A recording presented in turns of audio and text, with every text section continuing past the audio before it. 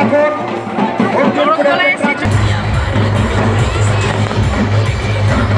সবাই একটু পিছিয়ে যান, একটু পিছিয়ে যান।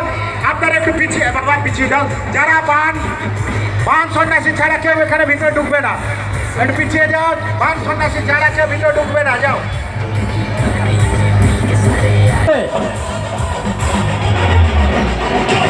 দেখতে পাচ্ছেন সেই পবিত্র অগ্নিশিখা উপরের দিকে উঠে যাচ্ছে।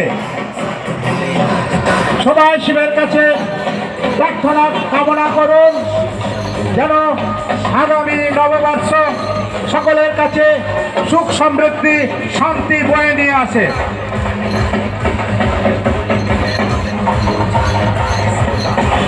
বাঙালির 12 মাসে 13 পার্বণ, সেই 13 পার্বণের শেষ পার্বণ আজ অনুষ্ঠিত হতে চলেছে।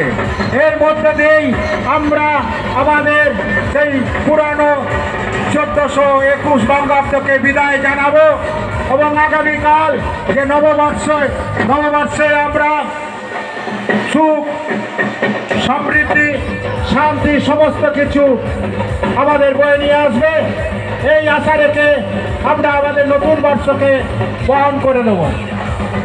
আপনারা ইতিমধ্যে দেখতে পাচ্ছেন পবিত্র সেই অগ্নি, সেই অগ্নিশিখায় অর্জুনপুরের আকাশ বাতাস পবিত্রময় হয়ে উঠেছে। চারিদিকে যে শিখা, সে শিখা পবিত্র শিখা, ব্রিলিয়ান্ট শিখা চারিদিকে পবিত্র